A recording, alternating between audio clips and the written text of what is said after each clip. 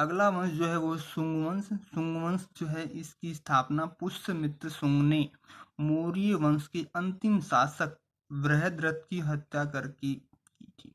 किसकी? बृहद्रथ की। पुष्यमित्र शुंग जो था वो बृहद्रथ का ही एक जो है मंत्री था, अमात्य था।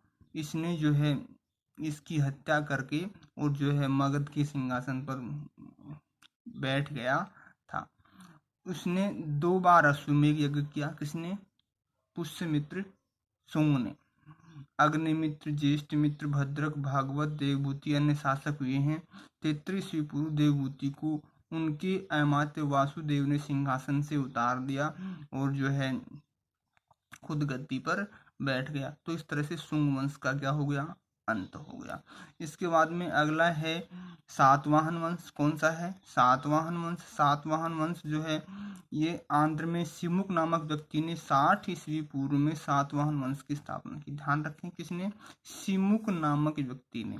शुंग वंश की स्थापना की थी पुष्यमित्र शुंग ने और जो है सातवाहन वंश की स्थापना की सिमुक नामक व्यक्ति ने। इसके बाद में सातकर्णी प्रथम गद्दी पर बैठा। उसने समस्त दक्षिण भारत पर अपनी सार्वभौमिक सत्ता जो है स्थापित की और 23वें शासक गौतमी पुत्र सातकर्णी इस वंश का सबसे पराक्रमी शासक था। अच्छा क्वेश्चन है छोटा सा कि सातवाहन वंश का सबसे प्रतापी शासक कौन हुआ है? तो गौतमी पुत्र सातकर्णी। कौन हुआ है? गौतमी पुत्र सातकर्णी। इसके बाद में गुप्त साम्राज्य आता है। कौन सा आता है? गुप्त साम्राज्य। तो गुप्त साम्राज्य को देखते हैं हम। गुप्त साम्राज्य की जो स्थापना है वो श्रीगुप्त ने की थी। किसने की थी? श्रीगुप्त ने की थी। किसने की थी भैया? श्रीगुप्त ने। इसके बाद में घटोत्कच नाम का व्यक्ति शासक हुआ है। कौन? घटोत्कच नाम का व्यक्ति शासक हुआ है। उसके बाद में हुआ है चंद्रगुप्त प्रथम। क्या? चंद्रगुप्त प्रथम। घटोत्कच के बाद चंद्रगुप्त प्रथम जो है वो शासक बना जिसने महाराजा धीराज की उपाधि धारण की थी। किसने? किसकी? महाराजा धीराज की। किसने? चंद्रगुप्त प्रथम ने। किसने? चंद्रगुप्त प्रथम ने। इसके बाद में हुआ है समुद्रगुप्त। कौन? समुद्रगुप्त। चंद्रगुप्त प्रथम के बाद समुद्रगुप्त जो है वो शासक बना। आर्यावर्त, आर्टविक व दक्षिणी राज्यों पर विजय प्राप्त की इसने। सीमांत राज्यों ने अधिकारता स्वीकार कर ली। अश्वमेध यज्ञ किया। संगीत और ललित कला से में निपुण था। कौन? समुद्रगुप्त। कौन भैया? समुद्रगुप्त। इसके बाद में आता है चंद्रगुप्त द्वितीय। कौन? चंद्रगुप्त द्वितीय। चंद्रगुप्त जो द्वितीय था वो समुद्रगुप्त का पुत्र था। कौन? समुद्रगुप्त का पुत्र था। ये भी एक पराक्रमी शासक हुआ है। इसने नागवंश की कन्या कुबेर नागा से विवाह किया। ध्यान रखें, नागवंश की कन्या कुबेर नागा से विवाह किसने किया? चंद्रगुप्त द्वितीय ने। और अपनी पुत्री प्रभावती का विवाह जो है वो वाकाटक नरेश रुद्रसेन से करवाया। उसने पश्चिमी मालवा व गुजरात को जीता और शकों को पराजित किया। शक विजय के पश्चात उसने विक्रमादित्य की उपाधि धारण की। चंद्रगुप्त प्रथम ने किसकी उपाधि धारण की थी? महाराजा धीराज की। और चंद्रगुप्त द्वितीय ने उपाधि धारण की विक्रमादित्य की।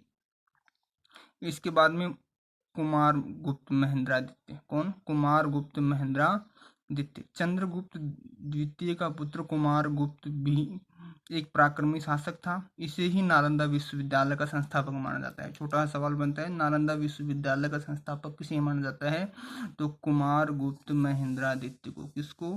कुमार गुप्त महेंद्रादित्य को। इसके बाद में अगला शासक हुआ है स्कंदगुप्त। कौन हुआ है? स्कंदगुप्त।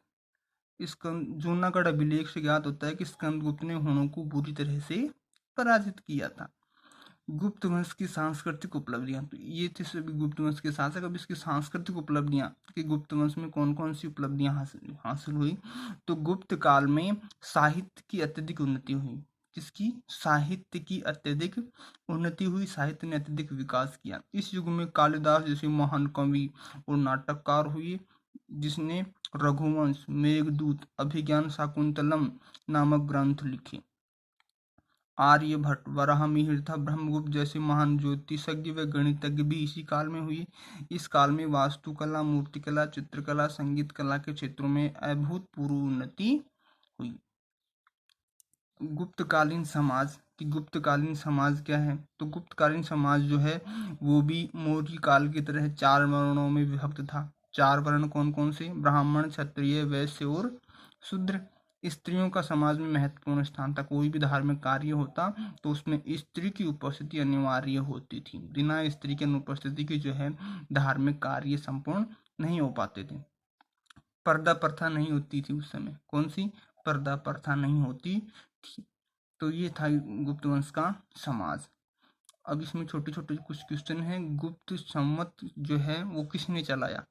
क्या? गुप्त संवत। तो गुप्त संवत जो है वो चंद्रगुप्त प्रथम ने चलाया। किसने चलाया?